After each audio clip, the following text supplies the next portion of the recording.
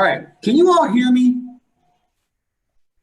Can I get like a sign from you that you can hear me, like a thumbs up or like a wave or a smile or something? Okay, cool. I want to show you something that you're going to need to start doing in your oral analyses. So I gave a lot of twos on the section where I asked you to connect literary technique, literary device to theme. Because the question isn't what is the theme? The question is, how does the author show us the theme? So a lot of you found hyperboles, you found simple sentences, you found descriptive language. Antonio found sensory language, which is a very good technique. You found imagery, you found great literary devices, and you had great explanations of what the themes were. Now we need to connect those two together. This slide that I'm showing you now, I'm going to ask you to write down the last 3 words on. And we are going to come back to this slide before you do your summative. Because your summative oral analysis, I don't want to give any twos. I want you guys all to be killing it by then. So here's what I want to show to you. Okay, remember last time we read about the first basketball game between Welpinit and Reardon. And we felt like this isn't just a game. This is more than a game. So I brought in a literary device here. And that literary device is imagery. And I'm still playing with this theme, right? We have this theme that of hope and the importance of hope when you're in a hopeless environment. So how important hope can be when there is no hope around you. So that's the theme we've been working on. But as we'll see today, that theme evolves. It goes past just how can Arnold get away from the reservation and achieve his dreams, even though the reservation is a hopeless place. Because it turns out the reservation is a part of Arnold. And so if Arnold turns his back on the reservation, he loses part of himself, even if he achieves his dreams. So that gets kind of deep, and we can see that in this image. So I want to show this to you with the next explanation. But I'm worried that I don't have all of you, because I'm only seeing a couple faces. So with the exception of my girl Sophia, who already told me her internet's carp, could you guys please all turn on your videos? Give me that, you know what I'm talking about? That visual listener thing where I'm like, oh yeah, I can see it. Look at Antonio. I know Antonio's listening. That's what I'm talking about. Ben, you with us? Turn your camera on, Ben, please. Camera on, my man. Come hang out and play. Okay. Hey. So here's a quote from last reading. We walked through the front and into the loud gym, which immediately went silent, absolutely quiet. My fellow tribal members saw me and they all stopped cheering, talking, and moving. I think they stopped breathing. And then, as one, they all turned their backs on me. Notice I put the page number in there. All right. You have this image of a gymnasium full of people, like 1,000, 2,000 people, all making noise and talking, and he walks in and it immediately gets dead silent. And they all turn their backs on it. So that's a powerful image for me. So I put that quote into my oral analysis. And then the next thing I'd say is, by describing this image, Sherman Alexie displays the divide that has been created between Arnold and his community due to the fact that he has attempted to achieve his dreams. So you see the theme has gotten bigger here. The theme isn't just how do I achieve my dreams in a hopeless environment? The theme starts to encompass like, how do I achieve my dreams without losing the identity that I developed in that hopeless environment? So there's something more going on here, but the most important part is for you, because you know your theme, and you know your literary device, the most important part is this sentence that I just read, by describing this image. Notice that sentence starts with the word by. After every quote that you include, consider starting with the word by. Because I write 4 words, by describing this image. And then I'm screwed. I have to analyze it. I have to say what that image does for the theme. How does that image help me understand the theme? How does it evolve and change the theme? So I use the word by, then I explain the device, the author, and the effect. Those 3 things, take a minute, write those down somewhere. Device, author, effect. After every quote you include, whether you're writing it in an essay or you're using it in an oral analysis, those 3 things should happen. What's the device? Who's the author? What's the effect? By describing this image, Sherman Alexie displays blah, blah, blah, blah, blah. That format makes it much harder to just summarize what was said. A lot of times we use that line of like, in this quote, Sherman Alexie talks about how everyone turns their back on Arnold. And they do that because they're not happy with him because he's off trying to achieve his dreams. So this shows that he wants to achieve his dreams. That just repeats what was said. That just summarizes what was said. At best, it's an interpretation. Remember, we don't want to summarize. We don't want to interpret. We want to analyze. All right. Hopefully that helps a little, but we will come back to this exact slide.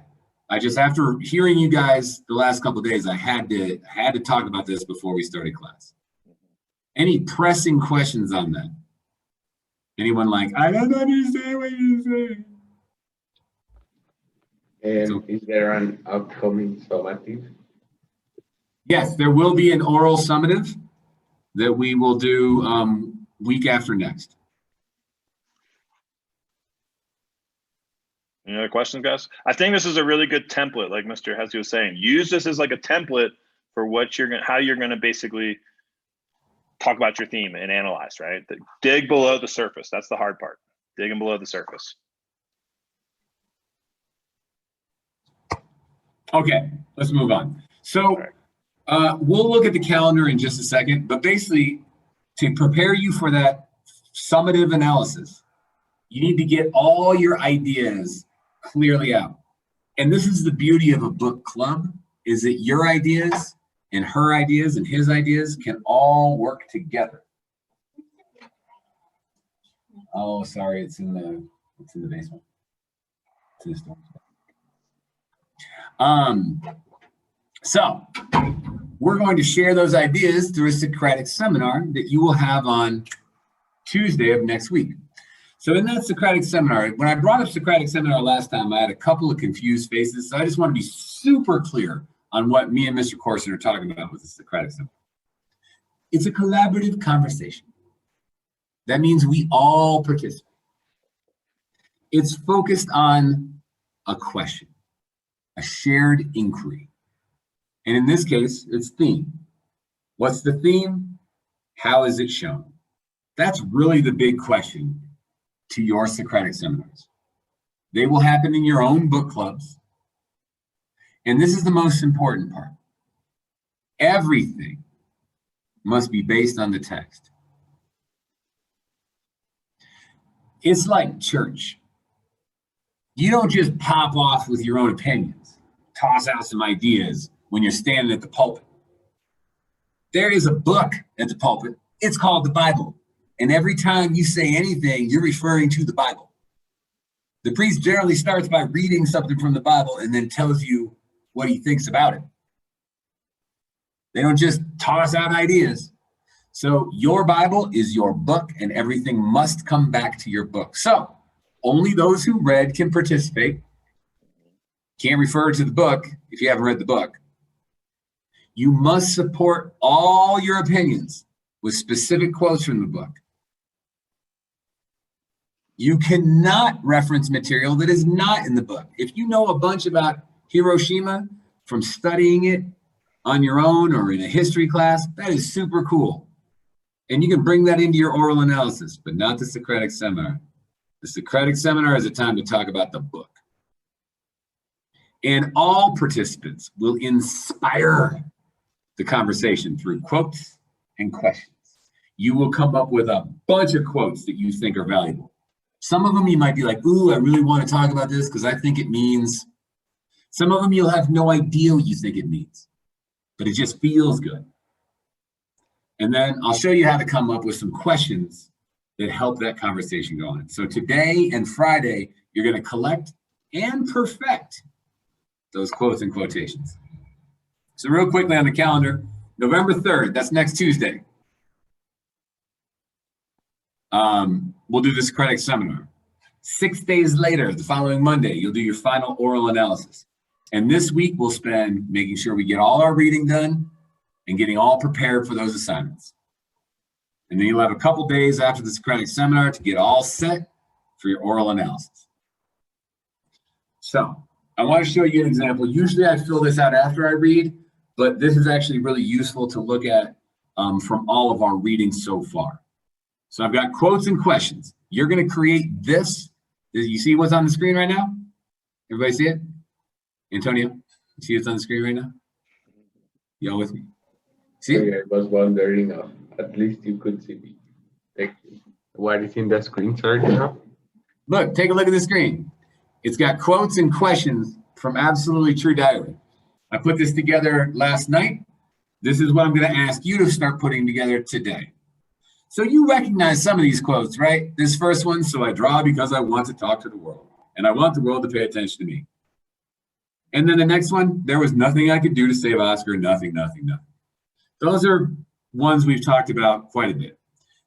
Notice I put the page numbers in there because in a Socratic seminar, if Ben Hameen comes with a quote and doesn't know where it came from, it's a real annoyance. You got to be able to be like, hey, everybody, turn to page 12. Take a look at this. I also put in this quote of who has the most hope. He says that twice. He's asking his parents. And I think that pretty obviously connects to the theme of, hope. We only talked about this for a second, but I really liked it. My sister is running away to get lost, but I am running away because I want to find something. I like the contrast there. I don't know exactly if it works, but there's something cool going on in it. His dad tells him the story of how he met his mom, and he says, you have to dream big to get big. And then, of course, the last part we read, talking about the basketball game, he says, of course, it was not just a game. Every game is important. Every game is serious. So these aren't all the things I highlighted in the book, but I looked back through all the things I highlighted in the book and picked out ones that I was like, I think these say something about the theme, even if I don't know what the heck it is. So I'm going to have all those quotes ready. And then I looked at those quotes and started thinking about what kind of questions I had coming up. Well, first of all, if he's in a hopeless place, why? Why is life in Junior's res so hopeless? And why does he hold out hope regardless? Why is he different than everyone else? I don't know the answers to these questions. How does his hope support him at times? How does it let him down? How does his life in Reardon contrast with his life in the res? I'm saying there's a contrast there. What's the difference? How can he live both of these lives? Because he wants to, obviously, right? How might basketball, and this connects to that last one, how might basketball be more than a game for him? Why? Notice I have 6 questions, and they're all how and why. There are no what questions. There are no yes/no questions. These are questions to inspire conversation. So these are the types of questions you're going to put together today and Friday. All right. So before we get into that, Reardon plays Welpinett High School, right? Welpinett High School is ruthless. They bust Reardon all up. Junior winds up getting a huge gash on his forehead and then getting knocked unconscious. It's a disaster. That's game one. Welpinit wins. After that, Welpinit goes crazy. Rowdy is like the best player on the team, and they just crush everybody they meet. They are undefeated to the point we're about to read in the book. Meanwhile, Reardon doesn't lose another game either.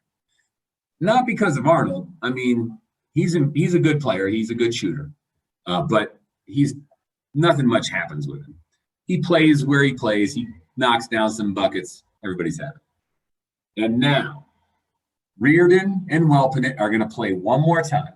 Welpinit's going to come to Reardon this time. And they're going to have one more basketball game.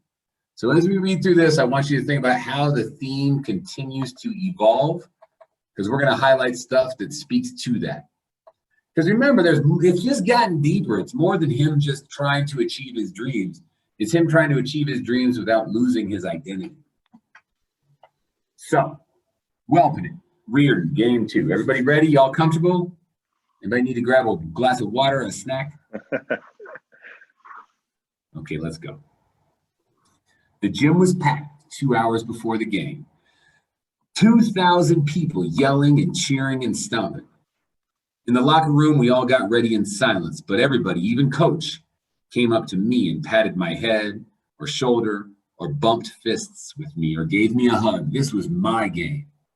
This was my game. Well, I don't know, man. I don't know why he says it twice. I don't know if it's important, but that sounds important, doesn't it?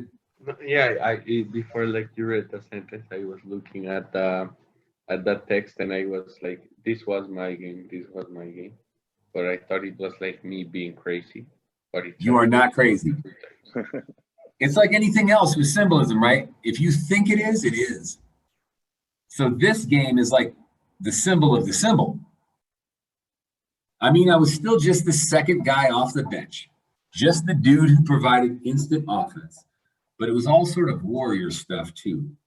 We were all boys desperate to be men, and this game would be a huge moment in our transition. All right, Jesus.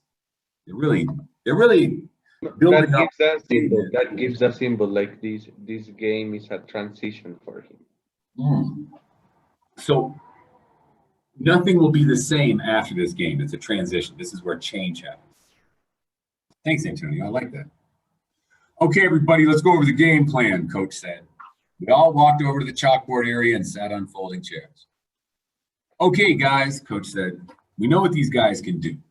They're averaging 80 points a game. They want to run and run and run. And when they're done running and gunning, they're going to run and gun some more. Man, that wasn't much of a pep talk. It sounded like Coach was sure we were going to lose. And I have to be honest, guys, Coach said, we can't beat these guys with our talent. We just aren't good enough. But I think we have bigger hearts, and I think we have a secret weapon. I wondered if Coach had maybe hired some mafia dude to take out Rowdy. We have Arnold's spirit, Coach said. Me? I asked. Yes, you, Coach said. You're starting tonight. Really? Really? And you're going to guard Rowdy the whole game. He's your man. You have to stop him.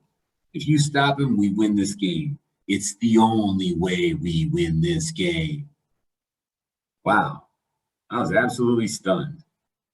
Coach wanted me to guard Rowdy. Now, okay, I was a great shooter, but I wasn't a great defensive player, not at all. There's no way I could stop Rowdy. I mean, if I had a baseball bat and bulldozer, maybe I could stop him, but without real weapons, without a pistol, a man-eating lion, and a vial of bubonic plague, I had zero chance of competing directly with Rowdy. If I guarded him, he was going to score 70 points. Coach, I said, I'm really honored by this, but I don't think I can do it. He walked over to me, kneeled, and pushed his forehead against mine. That's very close. Our eyes were like an inch apart. I could smell the cigarettes and chocolate on his breath. You could do it, Coach said. Oh man, that sounded just like Eugene. He always shouted that during any game I ever played. It could be like a three-legged sack race, and Gene would be all drunk and happy in the stands, and he'd be shouting, Junior, you can do it! Yeah, that Eugene, he was a positive dude, even as an alcoholic who ended up getting shot in the face and killed. If you remember, Eugene was his dad's best friend who stitched up his head when he got hit by a quarter. Turns out Eugene died. A lot of stuff has happened in this book. Much more than basketball. Geez, what a sucky life. I was about to play the biggest basketball game of my life, and all I could think about was my dad's dead best friend. So many ghosts. You can do it, Coach said again. He didn't shout it, he whispered it like a prayer, and he kept whispering it again until the prayer turned into a song, and then for some magical reason, I believed in him. Coach had become like the priest of basketball, and I was his follower. And I was going to follow him onto the court and shut down my best friend. I hope so. I can do it, I said to Coach, to my teammates in the world. You can do it, Coach said. I can do it. You can do it. I can do it. Do you understand how amazing it is to hear that from an adult? Do you know how amazing it is to hear that from anybody? It's one of the simplest sentences in the world. Just 4 words. But they're the 4 hugest words in the world when they're put together. You can do it. I can do it. Let's do it. We all scream like maniacs. Go ahead. What? Plus, for him, it should be even better because nobody tells him he can do it. Everybody's like very negative for him. So these words are even more powerful for him. So it's almost like he's developing this other community of people who support him when he used to be in a community that was maybe less supportive. We all screamed like maniacs as we ran out of the locker room and onto the basketball court where 2,000 maniac fans were also screaming. The Reardon band was rocking some Led Zeppelin as we ran through our warm-up layup drills. I looked up into the crowd to see if my dad was in his usual place, high up in the northwest corner. And there he was. I waved at him, he waved back. Yeah, my dad was an undependable drunk, but he never missed any of my organized games, concerts, plays, or pictures. He may not have loved me perfectly, but he loved me as well as he could. My mom was sitting in her usual place on the opposite side of the court from Dad. Funny how they did that. Mom always said that Dad made her too nervous. Dad always said that Mom made him too nervous. Penelope was yelling and screaming like crazy too. I waved at her. She blew me a kiss. He's got a girlfriend now. You missed that too. Great. Now I was going to have to play the game with a boner. Ha ha, just kidding. We're going to move on. Who is Penelope? Penelope. Sorry. What? Who is Penelope or Penelope? Yeah, however you say it. Penelope is his girlfriend. Girl, yeah. She goes to Reardon. She's a little white girl. So we ran through layups and 3-on-3 weave drills and free throws and pick and rolls. And then the evil Welpinette 5 came running out of the visitors' locker room. Man, you never heard such booing. Our crowd was loud as a jet. They were just pitching the Welpinette players some serious crap. You want to know what it sounded like? It sounded like this. Boo!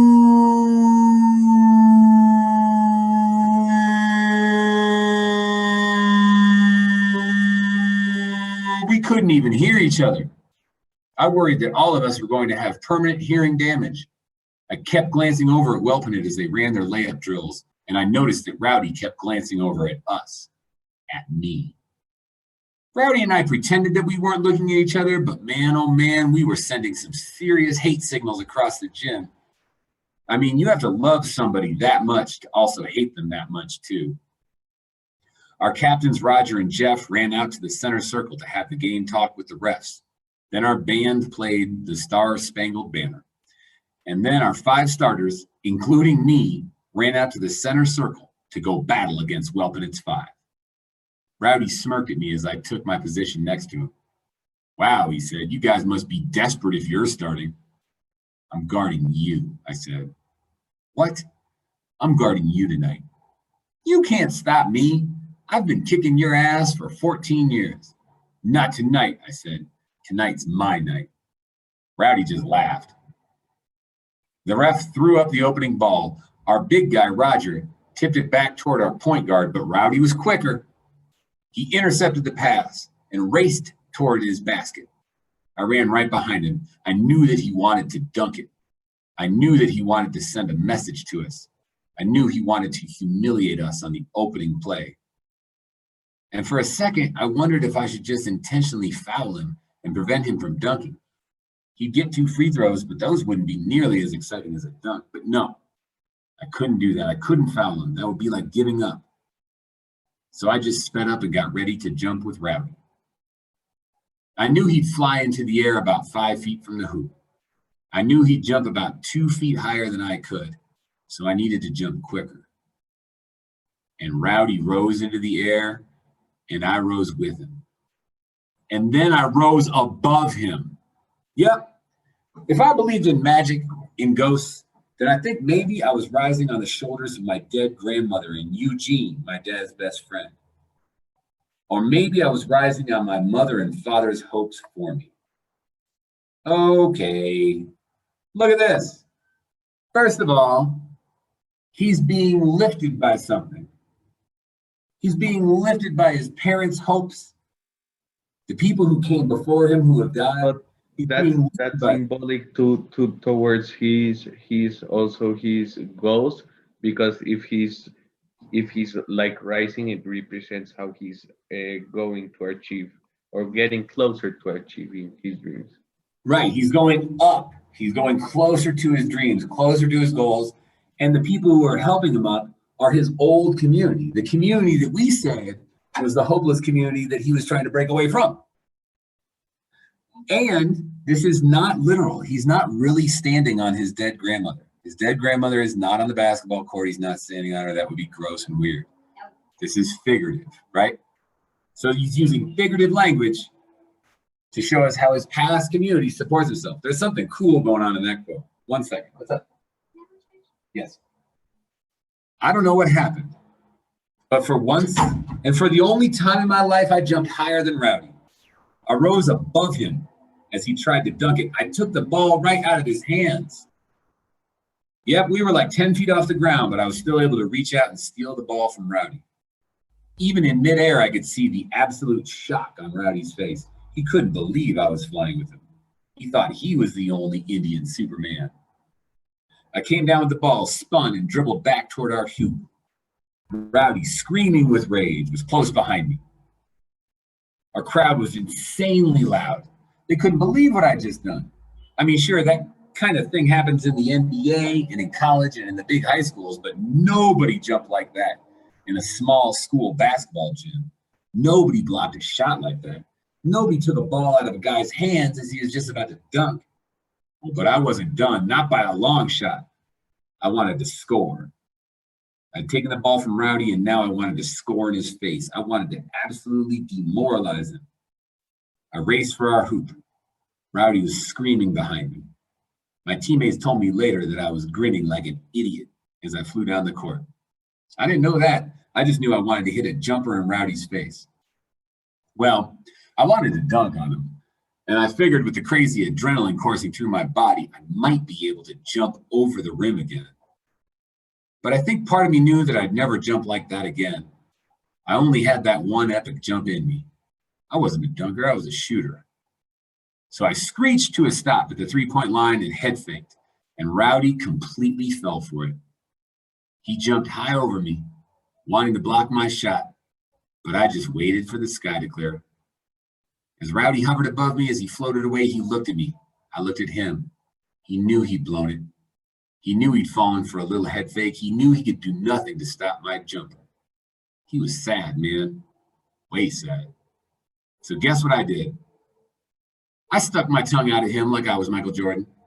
I mocked him, and then I took my three-pointer and buried it. Just swished that sucker, and the gym exploded. People wept, really. My dad hugged the white guy next to him. Didn't even know him, but hugged him and kissed him like they were brothers, you know? My mom fainted, really. She just leaned over a bit, bumped against the white woman next to her, and was gone. She woke up 5 seconds later. People were up on their feet. They were high-fiving and hugging and dancing and singing. The school band played a song. Well, the band members were all confused and excited, so they played a song, sure, but each member of the band played a different song. My coach was jumping up and down and spinning in circles. My teammates were screaming my name.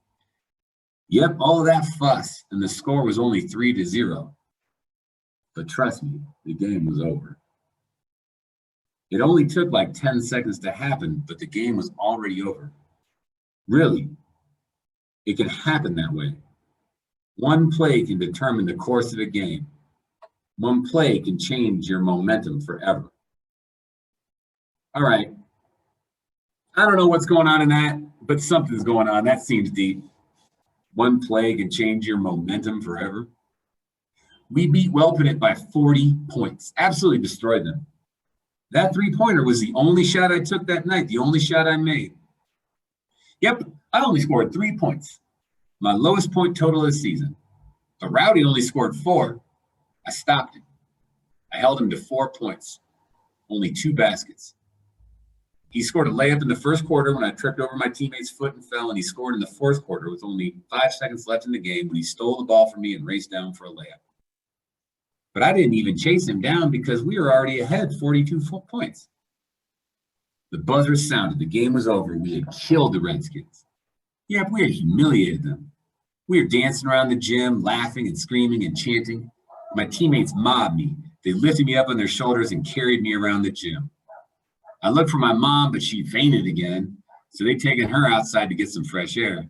I looked for my dad. I thought he'd be cheering, but he wasn't. He wasn't even looking at me. He was all quiet faced as he looked at something else. So I looked at what he was looking at. It was the Welpinit Redskins lined up at their end of the court as they watched us celebrate our victory. I whooped. We defeated the enemy. We defeated the champions. We were David, who'd thrown a stone into the brain of Goliath. And then I realized something. I realized that my team, the Reardon Indians, was Goliath. I mean, geez, all of the seniors on our team were going to college. All of the guys on our team had their own cars. All of the guys on our team had iPods and cell phones and PSPs and 3 pairs of blue jeans and 10 shirts. And mothers and fathers who went to church and had good jobs. Okay, so maybe my white teammates had problems, serious problems, but none of their problems was life-threatening. But I looked over at the Welpinit Redskins at Rowdy. I knew that 2 or 3 of those Indians might not have eaten breakfast that morning. No food in the house. I knew that 7 or 8 of those Indians lived with drunken mothers and fathers. I knew that one of those Indians had a father who dealt crack and meth. I knew 2 of those Indians had fathers in prison. I knew that none of them was going to college. Not one of them. And I knew that Rowdy's father was probably going to beat the crap out of him for losing this game. I suddenly wanted to apologize to Rowdy, to all of the other Spokanes. I was suddenly ashamed that I'd wanted so badly to take revenge on them. I was suddenly ashamed of my anger, my rage, and my pain. I jumped off my white teammates' shoulders and dashed into the locker room. I ran into the bathroom, into a toilet stall, and threw up. So this game is a big transition, right? It's a big moment for him, but not because he wins, but because he realizes what he does by beating the Welpinit Redskins. And, you know, if you're going to play with this idea of the symbol, like, what does the game represent now? So what I wouldn't do here is answer all those questions. What I would do here is take a couple of those quotes, probably only 2 of them, right? I really like that one where he's on the shoulders of dead grandma. I mean, I put the real quote in there and the page number, right? Yeah, but the best one is when he says he's rising. Yeah, about the Yeah. And I'd probably use that one about the transition game. And I put maybe another quote over here about, like, what does he realize at this game, or how does this game change, right? How does the second game change his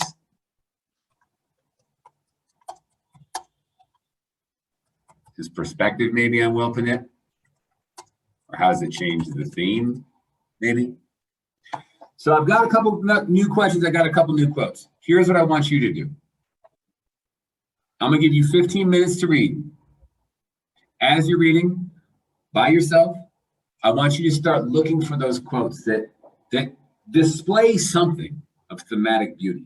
You might not know what they're saying, but something that you can just feel it means something. And it's beautiful. It's deep. Take those quotes. Remember, it's better to have more quotes than fewer. This is one of those times where more is more. So highlight as much as you can. We have to finish our books by this week, right? By Halloween, yes. 15 minutes, guys. Let's read.